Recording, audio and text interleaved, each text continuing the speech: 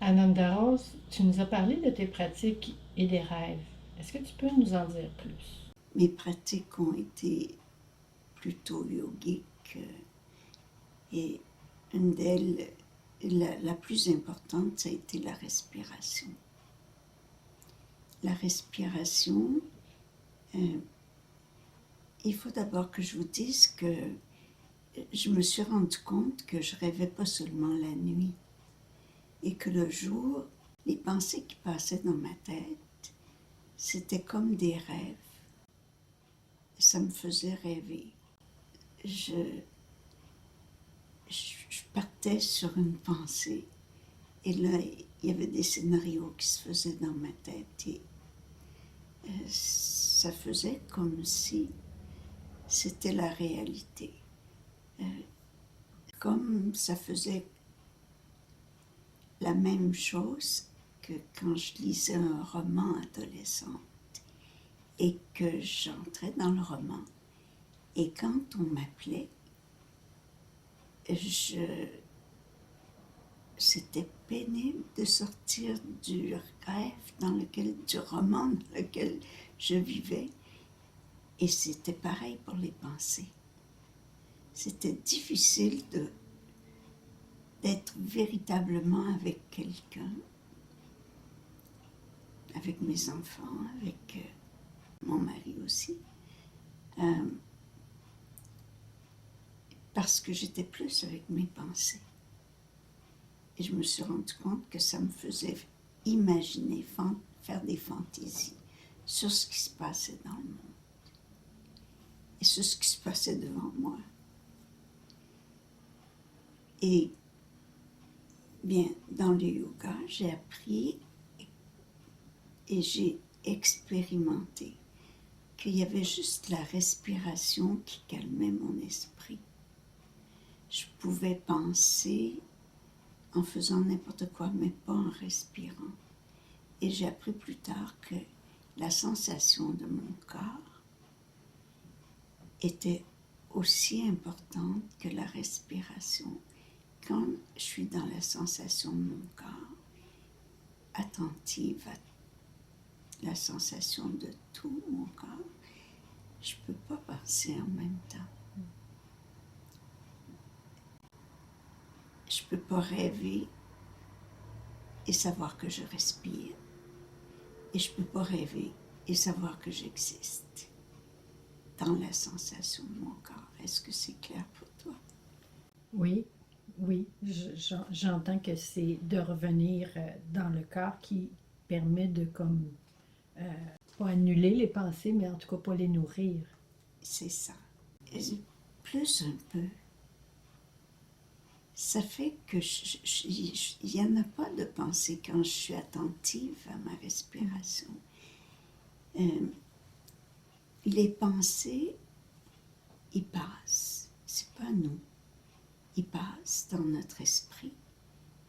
Et quelques-unes nous accrochent parce qu'ils correspondent à notre vécu. Et euh, si je suis accrochée, là, je commence à rêver. Je commence à imaginer. Donc, quelqu'un me parle et ça fait naître une pensée, un jugement particulièrement. Et là, c'est parti. Je peux imaginer que l'autre se moque de moi, est contre moi, me juge. Ouais. Tout ça là, c'est dans mon esprit et c'est une pensée qui est passée. Mais si j'écoute l'autre dans la respiration et dans l'attention de mon corps, seulement dans la respiration, et la sensation et l'écoute de ma respiration, je suis avec l'autre et je ne peux pas juger. Donc j'écoute et je peux juste répondre à ce qui est là sans un jugement qui est derrière ou une fantaisie qui est derrière. C'est clair, mais est-ce que c'est la même chose pour les rêves de nuit? Est-ce qu'on doit les effacer eux aussi? Euh, L'exercice ou la pratique que j'ai nommée, efface les pensées et le rêve de jour seulement pendant que je suis attentive à ma respiration. Ça l'efface. On ne peut pas effacer le monde et la matière. De même, on ne peut pas effacer le rêve de nuit parce qu'il y a 3 mondes. Il y a le monde physique où il y a les pensées et notre relation avec la vie de jour, et le rêve de nuit où c'est la suite du rêve de jour. Mais j'en dirai plus tantôt, mais il y a l'éveil, le monde sans rêve, dont je parlerai plus tard. Mais le rêve de nuit est essentiel aussi. Le jour, il se passe des choses qui n'atteignent pas seulement mon esprit, qui me créent des émotions, qui créent des refus, qui créent des désirs, qui créent le monde en fin de compte. C'est les pensées qui créent le monde. Alors je ne peux pas les enlever de ma vie, sinon j'enlève le monde. Et le rêve de nuit est la suite. Dans le jour, avec mes pensées, toutes les émotions, tous les désirs, il y a ceux desquels je suis consciente et ceux desquels je ne suis pas consciente. Les rêves et les sentiments et les pensées. Ils agissent quand même, et davantage que ceux dont je suis consciente. Et ça agit tout à fait. Ça a un impact dans mon corps physique, dans ma façon d'être, dans ma façon de réagir. Parce que dans le jour, je réagis plutôt aux autres que j'agis. Je réagis selon ma vision, selon mon jugement, selon mes pensées. Et la nuit, je vois, mon rêve me montre clairement, ça dépend, symboliquement, me montre quel est mon rêve de jour. Qu'est-ce qui se passe vraiment pour moi dans mon corps, dans mes relations, dans ma vie, dans comment je crée ma vie dans le jour. Donc, le rêve de nuit, c'est un outil essentiel qui m'aide à me clarifier, qui m'aide à me voir, qui m'aide à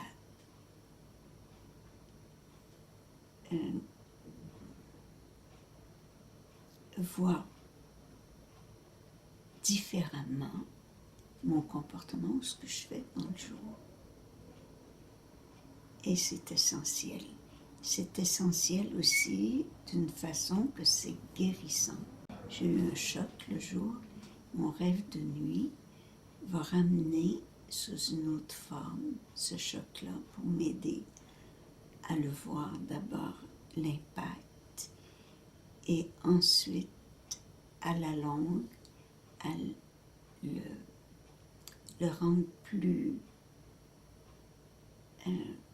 facile à absorber et à passer à autre chose. Je ne sais pas si c'est clair ma façon de le dire, mais le rêve de jour, c'est un côté de la médaille, le rêve de nuit, c'est l'autre côté. Et il n'y a pas un côté sans l'autre. Et tout existe comme ça en polarité. C'est pour ça que les rêves de nuit, comme ils sont polarisés, ils ne montrent pas exactement ce que nous, on voit dans le jour. Au contraire, ils montrent un autre côté, un autre visage qu'on a à découvrir pour bien comprendre toutes les facettes qui nous habitent. Est-ce que tu parlais des pratiques? Est-ce que la pratique transforme les rêves de nuit? Bien sûr, les pratiques de jour, il y avait une bonne raison pour ça. J'étais pas heureuse dans ma vie. J'étais impulsive, j'étais des fois violente, ou le contraire, me laisser totalement abuser, me laisser faire. On a les deux côtés. Et mon attitude me rendait malheureuse. Et j'étais aussi malheureuse de la façon dont j'agissais, j'intervenais avec mes enfants. Et c'est ça et mes rêves me le montraient, bien sûr. Et c'était clair pour moi que j'avais quelque chose à améliorer. La pratique, c'était pour ça. Ça a eu plus d'effet que je ne le pensais. Mais, tu sais, quand on prend le temps de respirer 3 bonnes fois au moins avant de répondre, ça a un effet, ça a un impact sur la réponse. Quand on prend le temps d'être avec soi pour écouter, ça a un impact sur comment j'écoute. Et si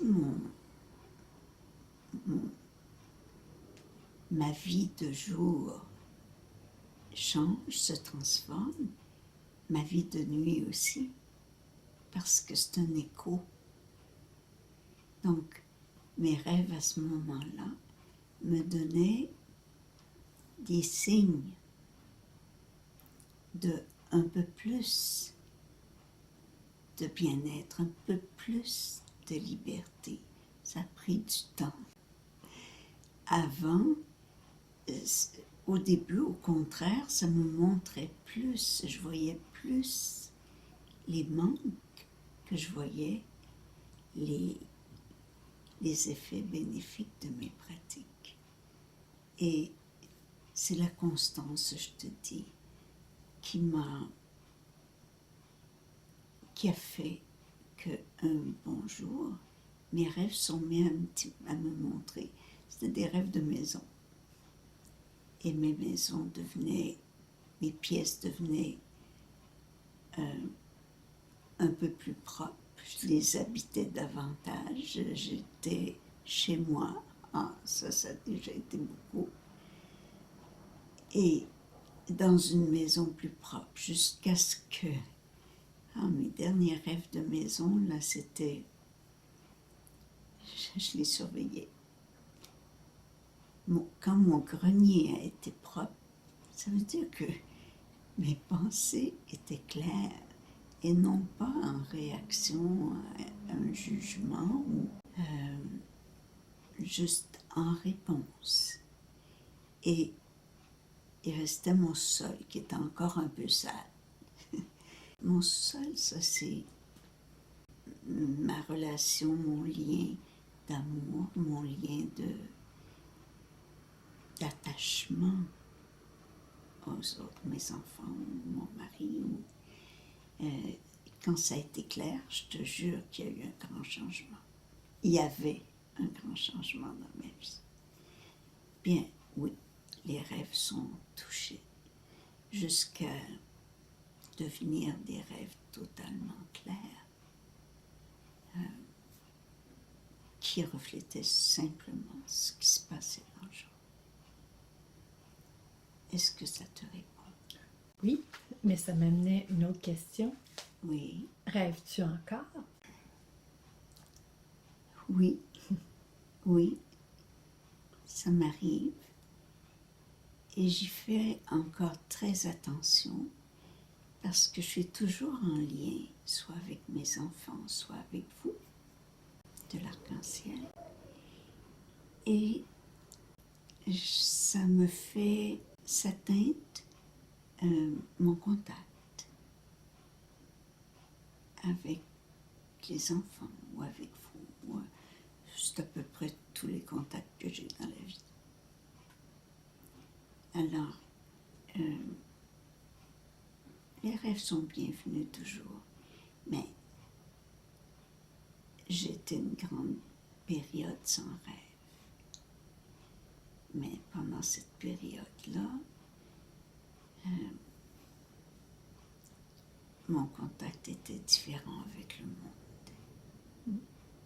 Mais je t'en parlerai un peu plus tard. C'est ce que j'ai pensé. On entend parler de rêve conscient. Est-ce que toi, tu en as fait l'expérience? Bien, mes rêves sont toujours conscients. Et les liens se font pendant le rêve. Et ça depuis très longtemps. Les rêves conscients sont venus en... Un rêve conscient, ça fait que je suis conscient dans le rêve. Ça veut dire éveillé dans le rêve. Ça veut dire mon corps dort et mon esprit est éveillé. Je ressens mon corps, je sais que mon corps dort. Et ce qui vient, j'en suis consciente. Je peux l'accepter ou le refuser. Ou je peux diriger ce qui vient. Et je me suis servi beaucoup des rêves conscients. Et quand le rêve venait, et que je voyais une attitude dans mon rêve, je faisais attention et je voyais l'attitude et ça me faisait la voir le jour. C'est comme ça que ça se passe. Si je vois quelque chose dans mon rêve, que j'en sois conscient ou non, je peux le voir au réveil. C'est important de voir une attitude et après ça, de voir cette attitude-là qui m'est complètement inconnue des fois. Une attitude que je fais comme une habitude, comme sans m'en apercevoir et qui peut avoir un impact.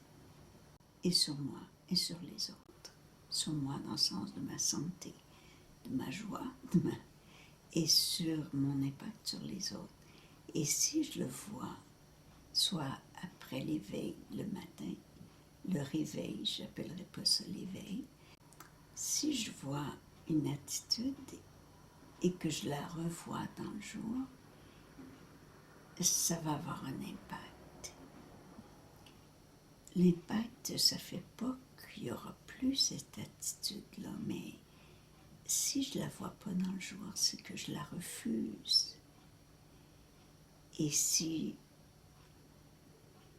je consens à ce que je suis dans le jour, ça change totalement ma relation avec moi et avec les autres.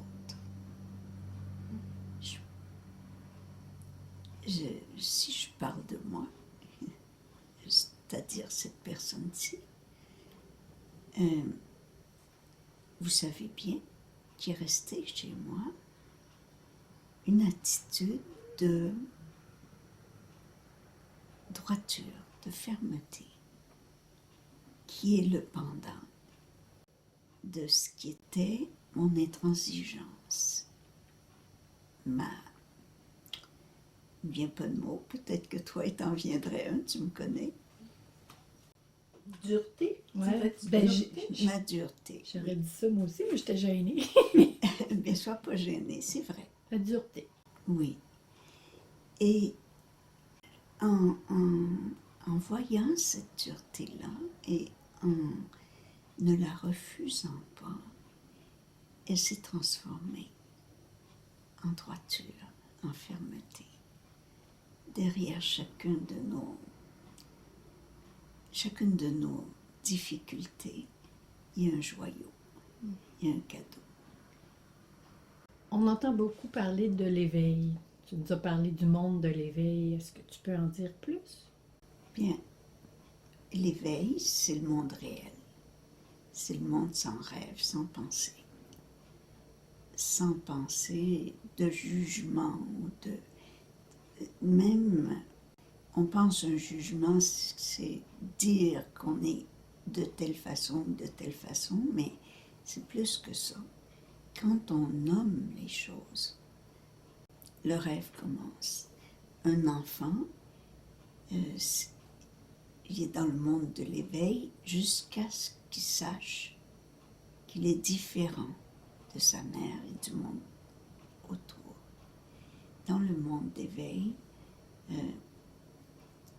cette différence-là entre moi et la vie disparaît. Donc, ce qui est vu clairement, sans jugement, sans pensée.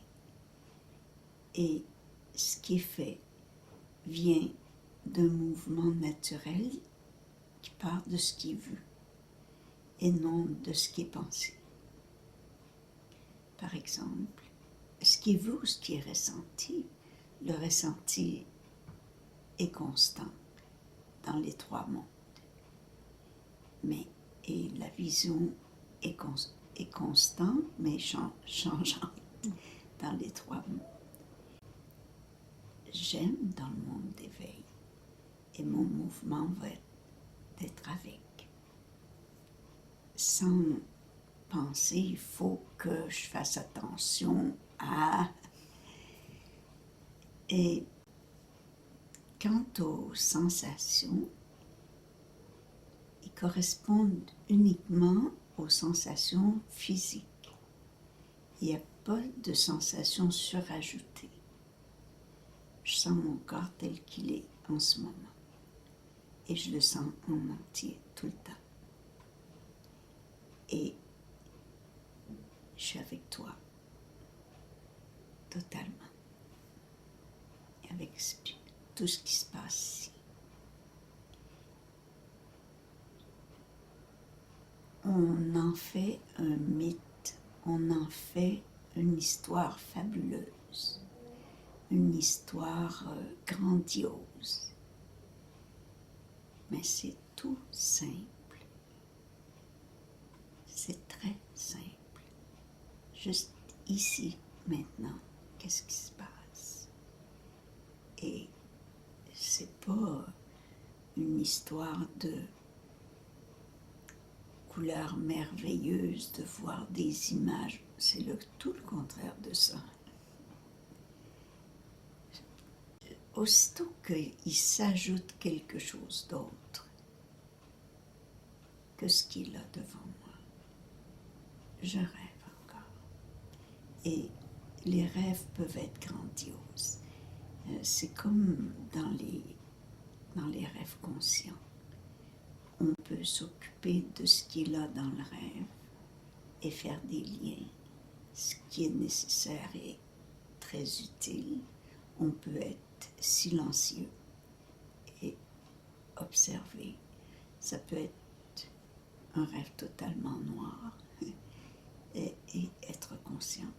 Et ça peut être, je peux en faire quelque chose et chercher des expériences. Et là, les expériences qu'on appelle des expériences spirituelles sont aussi un rêve. Il y a des rêves spirituels aussi, qui sont des rêves magnifiques, qui font toujours un plaisir énorme à l'ego du rêve, à l'ego personnel. Il n'y a pas d'expérience, il n'y a pas d'expérience dans l'éveil. Il y a ce qui est. Et j'en fais pas une expérience. Je veux dire,